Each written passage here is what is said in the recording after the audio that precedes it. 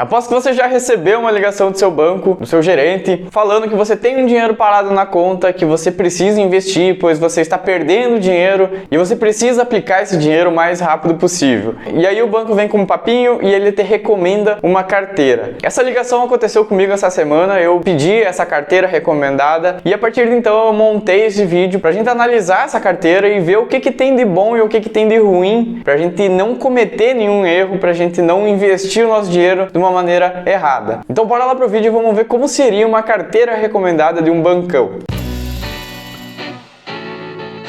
Me chamo Tomás Xavier e eu estou aqui para simplificar o mercado financeiro para você, trazendo informações de qualidade para você pegar, colocar em prática e evoluir como investidor. E nesse vídeo vamos analisar essa carteira recomendada desses bancos tradicionais, começando aqui pela composição da carteira. A gente tem aqui no lado esquerdo essa visão macro, então a gente vê que 38% está alocado em LCA, que é uma letra de crédito do agronegócio, 37% está alocado em CDBs, 25% está em renda variável, em fundos de investimentos. Aqui na direita a gente tem a composição da carteira com os 5 ativos que o banco recomendou, que é o que compõe de fato a carteira. A gente vê que tem uma LCA com 38%, um CDB com 27% da carteira, mais um outro CDB com 10% da carteira, 15% em investimentos no exterior e mais 10% em um fundo de investimento em ações focadas na Petrobras. Vamos analisar melhor esses 5 ativos. Aqui tem uma tabelinha então que mostra os 5 ativos que estão ali na carteira. A gente vê que os 3 primeiros ativos eles são de renda fixa e os 2 últimos ativos são de renda variável. Então aqui na coluna a gente tem a composição de cada um deles dentro da carteira e a gente vê que 75% da carteira está nesses 3 ativos de renda fixa e os outros 25% estão nessa parte de renda variável. Lembrando que quando eu solicitei essa carteira para o banco, eu informei que o meu perfil era arrojado, então eu gostaria de ter a carteira exposta à bolsa de valores, ações, fundos imobiliários, investimento do exterior e tudo mais. Essa carteira que eles mandaram com 75% alocado em renda fixa, eu consideraria que seria uma carteira de perfil moderado. Lembrando que existe o perfil conservador, o moderado e o arrojado. O moderado é aquele cara que investe em renda fixa, mas ele coloca o pezinho em renda variável. Mas eu diria que está longe de ser uma carteira arrojada. Uma carteira arrojada ela focaria mais em renda variável e teria ali um pedacinho, uma parte em renda fixa. Então, analisando por cima, mesmo solicitando uma carteira de perfil arrojado, eles entregaram uma carteira moderada. A gente tem que ficar atento, principalmente na renda fixa, nessa parte de liquidez. A gente vê que tem um CDB que tem liquidez diária, que é o CDB diário. Aqui a gente consegue resgatar o dinheiro a qualquer momento, mas os outros dois, o CDB e a LCA, ele tem essa liquidez de 180 dias. Ou seja, se eu quiser pegar esse dinheiro, se eu quiser resgatar esse dinheiro, eu vou ter que esperar 180 dias. Aqui também a gente tem a performance de cada um, mas aí a gente já vai ver em seguida o que é melhor, o que é pior. Lembrando que os bancos, eles utilizam muito essa taxa que é o CDI. E aqui talvez já assuste muita gente e confunda, porque as pessoas não sabem o que é o CDI, o que é 100% do CDI, isso é bom, é ruim, 90%, 96% do CDI. Então as pessoas já começam a ficar perdidas aqui, elas ficam confusas com essas siglas e essas porcentagens, mas a gente já vai ver em seguida se são bons investimentos ou não. Aqui eu só reuni eles nessa tabela pra gente ver a porcentagem da carteira, a liquidez, que é muito importante, já a parte de renda variável a gente consegue ali em torno de 1 a 4 dias a gente consegue resgatar esse dinheiro se for o caso. Essa é a composição, são os 5 ativos que o banco recomendou. Seguindo aqui a análise, a gente vai pegar os 3 ativos de renda fixa, os 2 CDBs e aquela LCA, que é a letra de crédito do agronegócio, e a gente vai ver o que tem de vantagens e desvantagens para cada um desses ativos. Primeiro a gente tem que entender que o CDI ele praticamente segue a taxa Selic. A taxa Selic é a taxa de juros básica do país. A partir dela, ela serve de referência para vários outros índices do mercado financeiro. O CDI, ele é um certificado de depósito interbancário, ele é uma taxa que segue a taxa Selic, mas ela é utilizada muito dentro dos bancos. E a maioria dos investimentos, então, eles acabam atrelando ao CDI. Na prática, a taxa Selic ela está valendo hoje 10,75% ao ano. O CDI é um pouquinho menos, é 10,65% ao ano. Mas na prática seria a mesma coisa, é como se fosse aqui a taxa Selic. Esse CDB que rende 96% do CDI, na verdade ele está ali rendendo então 96% da taxa Selic, 96% desses 10,65% ao ano. É esse o rendimento que esse CDB está dando. A vantagem desse primeiro CDB é que ele oferece essa liquidez diária, eu consigo resgatar esse dinheiro a qualquer momento. Já as desvantagens, o rendimento está abaixo do CDI, ele está rendendo 96% do CDI e é muito fácil a gente encontrar no mercado opções que oferecem no mínimo 100% do CDI. Por exemplo, eu utilizo o Nubank e se eu simplesmente deixar meu dinheiro ali na conta, eu já vou estar rendendo 100% do CDI sem me preocupar com nada, sem fazer nenhum tipo de alocação. Então é a mesma liquidez diária e rendendo 100% do CDI. Então aqui já tem essa parte aqui que ele está rendendo abaixo do CDI, tem produtos melhores no mercado oferecendo a mesma liquidez, que é essa liquidez diária que ele oferece. Já o segundo CDB é 100% do CDI e eu coloquei aqui nenhuma vantagem, porque como eu disse anteriormente, se eu deixo meu dinheiro, por exemplo, num banco digital, ele está lá rendendo 100% do CDI. E aqui, esse CDB, ele tem essa liquidez de D mais 180. Então se eu quiser investir para ter 100% do CDI, eu vou ter que, caso eu queira resgatar, esperar 180 dias. Sendo que simplesmente se eu deixar esse dinheiro numa conta digital, num banco digital, eu já vou estar ganhando esse 100% do CDI e eu tenho liquidez diária. Para mim não faz nenhum sentido esse CDB, ele não tem nenhuma vantagem e a gente consegue produtos melhores que ele no mercado financeiro. Já essa LCA, letra de crédito do agronegócio, ela possui sim algumas vantagens, pois ela é isenta do imposto de renda, ou seja, todo o rendimento que ela trouxer vai ser isento do imposto de renda. Então é o valor líquido que chega ali. Os CDBs, os outros investimentos de renda fixa, eles possuem imposto de renda. Quando a gente vai resgatar esse dinheiro, quando encerra o contrato desses CDBs, a gente tem que pagar um imposto sobre o lucro que eles trouxeram para nós. Já essa LCA, as LCIs e as LCAs, elas possuem essa isenção de renda. Então aqui é uma boa vantagem. Ela está rendendo inclusive mais que o Tesouro Selic, é 90% do CDI, mas como ela não tem imposto de renda, se você lá no final somar os valores, você vai ver que o Tesouro Selic ele vai render um pouquinho menos do que essa LCA. Então realmente essa LCA tá ok, ela tá legal, mas ela possui essa desvantagem que você acaba não tendo tanta liquidez. Você, se quiser resgatar o dinheiro, vai ter que esperar também aqueles 180 dias. Então, os dois primeiros ativos aqui de renda fixa são ruins, eu não investiria meu dinheiro, não são legais, mas essa LCA estaria ok para um curto prazo, você pode investir tranquilamente, você tem essa isenção do imposto e seria um ativo legal. E aqui eu fiz um simulado para a gente ver quanto que 10 mil reais renderiam em 12 meses, em um ano. Então aquele primeiro CDB de 96% do CDI, ele renderia no final das contas R$ 817,92. Já o segundo CDB, aquele de 100%, ele renderia R$ 852.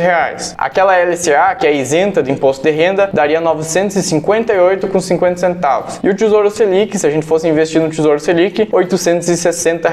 Então veja que comparando os CDBs mais o Tesouro Selic, a gente vê que essa LCA, ela está rendendo um pouco mais, ela está se destacando dos demais. Analisando a parte de renda variável, pegando aqueles dois ativos de renda variável da carteira, que é investimento no exterior e um fundo de investimento em ações, um FIA, focado na Petrobras. Começando pelos investimentos no exterior, aqui sim tem bastante vantagem. Quando a gente investe no exterior, a gente está se expondo à variação cambial, então a gente tem, caso o dólar dispare, a gente consegue também uma valorização nesses investimentos. A gente tem a proteção da inflação. A desvalorização do real, ela sempre vai ser maior do que a desvalorização do dólar. O dólar, os Estados Unidos, é a maior economia do mundo. Nós somos apenas 1% da economia mundial. E se a gente for comparar, se a gente for ver no longo prazo, o nosso real ele se desvalorizou já muito mais do que o dólar, e por isso que todo ano que passa o dólar está cada vez mais caro. Então existe essa exposição cambial, essa proteção contra a inflação. A gente investe nas maiores empresas do mundo: Google, Amazon, Facebook, Spotify, Netflix, Coca-Cola, Starbucks, Disney, várias empresas, as maiores empresas do mundo estão lá. É uma exposição bem legal, são investimentos globalizados. Essas empresas elas vendem para o mundo inteiro e, como eu disse, também é a maior economia do mundo. Os Estados Unidos ali possuem a maior economia do mundo. Desvantagens deste fundo, desse investimento que o banco recomendou, é que esse fundo em específico do banco cobra uma taxa de 0,30% ao ano. É uma taxa pequena, mas existem produtos similares no mercado oferecendo uma taxa menor com uma simplicidade enorme, que são os ETFs. Nesse caso o IVVB11, que investe nas 500 maiores empresas americanas e cobra uma taxa de 0,23% ao ano. Então, na prática, como se estivesse sendo feita a mesma coisa, mas com uma taxa menor. E isso no longo prazo representa um grande valor, uma diferença enorme na rentabilidade, pois quanto maior for a taxa, menor é a tua rentabilidade. Então essa é uma pequena desvantagem, é pouca coisa, mas esse fundo, esse investimento no exterior realmente faz sentido e tem mais vantagens do que desvantagens. Já esse fundo de investimento em ações na Petrobras não faz sentido nenhum para mim. Eu coloquei aqui nenhuma vantagem porque realmente eu procurei alguma vantagem e não consegui encontrar encontrar. E